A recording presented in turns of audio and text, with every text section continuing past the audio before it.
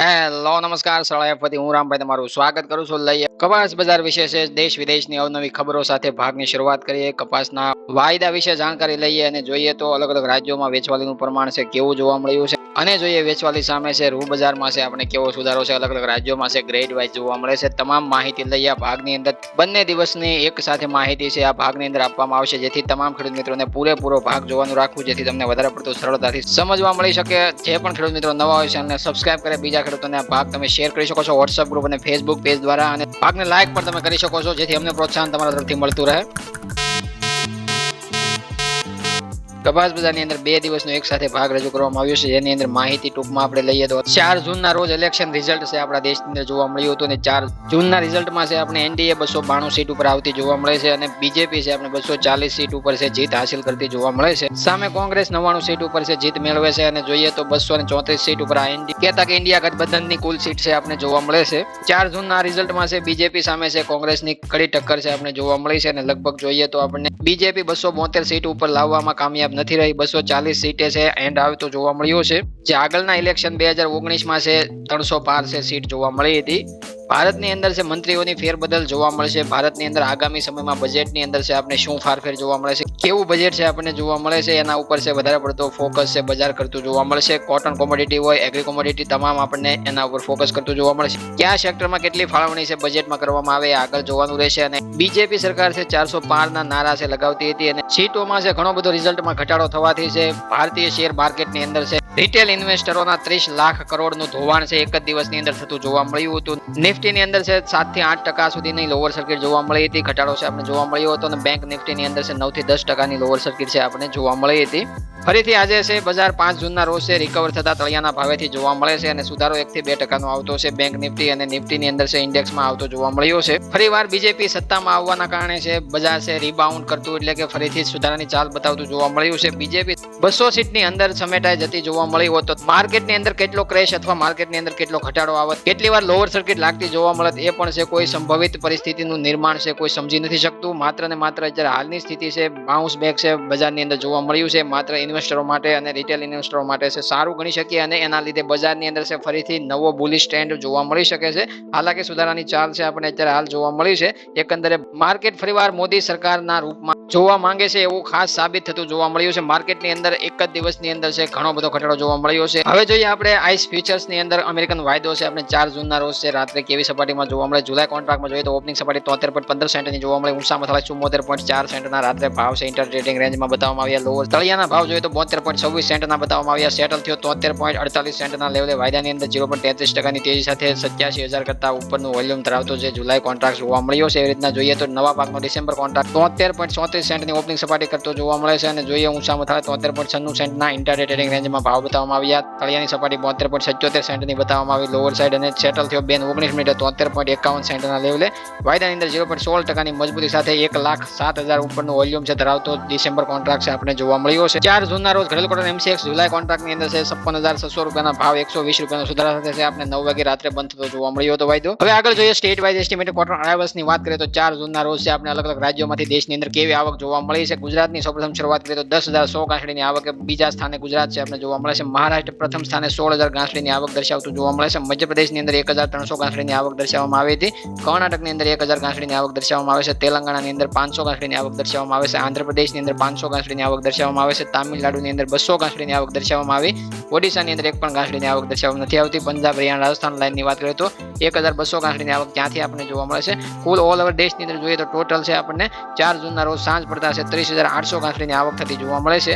એકંદરે જોઈએ અત્યાર સુધીમાં 2,94,63,500 ગાંસડીની દેશમાં છે આવક થઈ અને બંધાઈ ચૂકી છે. કાચા કપાસમાંથી જીનિંગ પ્રેસિંગ થઈ ચૂક્યું છે અને જોઈએ તો ગુજરાતની અંદર 78,77,700 ગાંસડી અત્યાર સુધીમાં બાંધી દેવામાં આવી છે. એવી રીતે 4 જૂનના રોજ અલગ અલગ રાજ્યોમાં છે રૂના ભાવની ચર્ચા કરીએ તો સાંજ સુધીમાં છે આપણી પાસે રિપોર્ટ આવતા આપણે સમજાય કે ગુજરાતની 29 ગ્રેડની અંદર ગાંસડીના ભાવની ચર્ચા કરીએ તો 100 રૂપિયાનો મામૂલી ઘટાડો જોવા મળ્યો હતો. 56,000 થી 56,300 રૂપિયાના એક ગાંસડીના ભાવ જોવા મળ્યા હતા.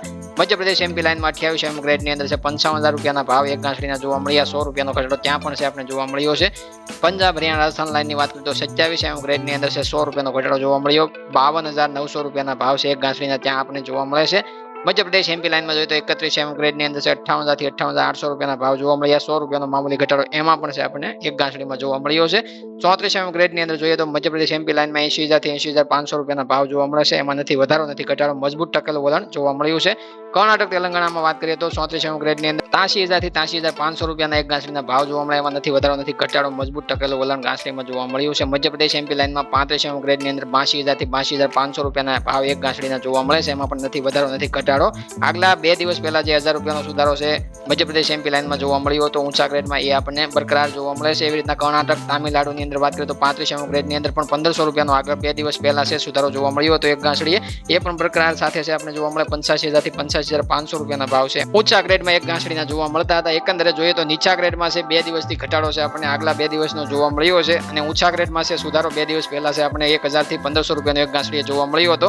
હવે અત્યારે હાલ પરિસ્થિતિ બજારની અંદર એવી બનેલી છે, વિદેશ વાયદાના આધારિત વિદેશની અંદર છે અમેરિકન નિકાસના જે આંકડા આવે છે એમાં શિપમેન્ટ વારંવાર નબળું આવતું જોવા મળે છે, અને નબળા શિપમેન્ટના કારણે છે નિકાસ વેચાણના ડેટાના કારણે છે આપણને વારંવાર છે વિદેશ વાયદાની અંદર દબાણ જોવા મળે છે, અને એની ઇફેક્ટ છે નિકાસ વેચાણનો જે રિપોર્ટ આવતો હોય છે એની વારંવાર આપણે ચર્ચા કરેલી છે કે એની વધારે પડતી અસર ભારતીય બજારોને થાય છે, કારણ કે નિકાસ વેચાણના ડેટા ખરાબ આવવાથી ભારતીય બજારો ઉપર નેગેટિવ અસર એની પડતી જોવા મળે છે. બીજા નંબરની ચર્ચા કરીએ તો જે ઇલેક્શન રિઝલ્ટ બાદ છે હવે આગળની જે સરકારની રણનીતિ શું છે એના ઉપર છે. હવે આગળ છે બજાર એક જ સાથે વધવા માટે અથવા તો તેજીનો ટ્રેન્ડ લેશે કે નહીં અત્યારે હાલ છે સંભવિત પરિસ્થિતિ બનેલી એવી છે કે જેની અંદર છે કઈ કેન્દ્રીય કેબિનેટમાં કોણ બેઠશે અને કોણ છે મંત્રીમંડળમાં ફેરફાર જોવા મળશે. આ તમામ ચર્ચાઓ છે આગળ આપણે જોવા મળશે, એના ઉપર છે બજાર રિએક્શન આપતું જોવા મળશે. કોટન કોમોડિટી હોય, એગ્રી કોમોડિટી તમામની અંદર છે સુધારાની ચાલ અથવા તો ઘટાડાની ચાલ છે.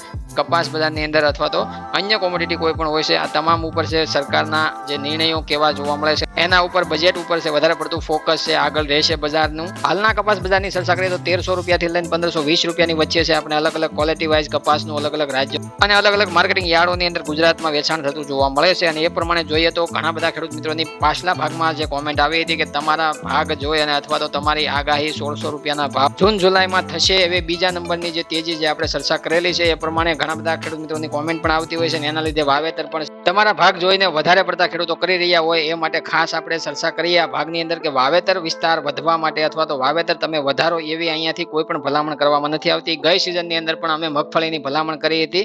30% વાવેતર મગફળીનું તમે કરી શકો છો, 70% કપાસનું ગઈ સિઝનમાં વાવેતર કરવાની ભલામણ કરી હતી. આ સિઝનમાં પણ અમે કહી દઈએ છીએ 40% મગફળીનું વાવેતર તમે કરી શકો છો, અને કપાસનું 60% વાવેતર કરવામાં ફાયદો રહી શકે એવી હાલ છે સંભાવનાઓ જે આપણને આગળ જતા જોવા મળે છે. ભાવ ઉપર ભાવની અંદર વધારે પડતો ફારફેર અત્યારે ગેપ છે મગફળી અને કપાસના ભાવમાં જોવા નથી મળતો. ઘણા બધા વિસ્તારોમાં 100 થી 200 રૂપિયાનો ફેરફાર મગફળી અને કપાસના ભાવ વિશે જોવા મળે છે. તો ખાસ કરીને મગફળીનું 35 થી 40% વાવેતર કરવું ફાયદાકારક રહેતું હોય છે. હાલ અત્યારે જોઈએ તો 1500 રૂપિયા ટેકાના ભાવ છે સરકાર રજૂ કરે એવી સંભાવનાઓ હાલ છે જોવા મળે છે, કારણ કે બાલ બચી અને સરકાર આવતી જોવા મળે છે, અને એ માટે ખાસ ટેકાના ભાવ છે સારા જાહેર કરે અને ખેડૂતો માટે સારા નિર્ણયો લે એવી આશા છે અમને વધારે પડતી સંભવત દેખાઈ રહી છે, અને એ પ્રમાણે અમે માની રહ્યા છીએ કે 1500 થી 1600 રૂપિયાની રેન્જ છે આપણે જૂન જુલાઈની અંદર છે જોવા મળી શકે, કારણ કે ટેકાના ભાવ મંજૂર થયા બાદ છે ભાવ છે ફરીથી એકવાર બાઉન્સ બેક આપી 1600 કે 1650 રૂપિયાની સપાટીએ પહોંચતો એકવાર જોવા મળી શકે છે. અને એના માટે છે 2 પોઈન્ટ સારા હોવા જોઈએ, જે ટેકાના ભાવ સરકાર સારા રજૂ કરે અને સ્થાનિક વપરાશની અંદર સારો એવો સુધારો અને સ્થાનિક વેચવાલીનું પ્રમાણ ઘટવું જોઈએ, તો જ વધારે પડતો ફાયદો છે આગળ જતા જોવા મળી શકે. અન્યથા 30% અમેરિકન વિશ્વની પરિસ્થિતિ ઉપર આધાર રાખતું ભારતીય બજાર થોડો ટાઈમ છે નાના દબાણનું પણ છે અનુભવ કરતું જોવા મળી શકે છે. બંને તરફ છે આપણે તેજી મંદીની કોમેન્ટો ખેડૂતોની આવતી હોય તો 25 થી 50%નું વેચાણ છે તમારે જરૂરિયાત મુજબ છે કરવાનું રહેશે, અને 1500 કે 1500 ની આજુબાજુની પરિસ્થિતિમાં છે નીચલા ભાવેથી તમારે ઊંચા ભાવ જ્યારે તમને જોવા મળે ત્યારે તમારે વેચાણ કરવાનું રહેશે. જોઈએ ખેડૂત MCX ની અંદર 5 જૂનના રોજ છે જુલાઈ કોન્ટ્રાક્ટની અંદર જોઈએ તો આપણે ભાવ છે ઓપનિંગ સપાટી 56,520 રૂપિયાની બતાવવામાં આવી, ઊંચામાં 57,000 ના ભાવ છે વાયદાની અંદર છે ઇન્ટરડે ટ્રેડિંગ રેન્જમાં છે દિવસ દરમિયાન છે જોવા મળે છે. અને જોઈએ તો લોવર સાઈડ 56,520 રૂપિયાના તળિયાના ભાવ છે આજે બતાવવામાં આવ્યા, અને વાયદો આગલા દિવસે 56,480 રૂપિયા ક્લોઝિંગ આપતો જોવા મળ્યો હતો. 57,000 રૂપિયાના ભાવે વાયદો રનિંગ 520 રૂપિયાનો 0.92%ની તેજી સાથે છે અત્યારે હાલ છે આપણે ચાલતો જોવા મળે છે. વોલ્યુમની અંદર પણ છે 0.55%ની મજબૂત ઓપન ઇન્ટરેસ્ટ સાથે છે આપણે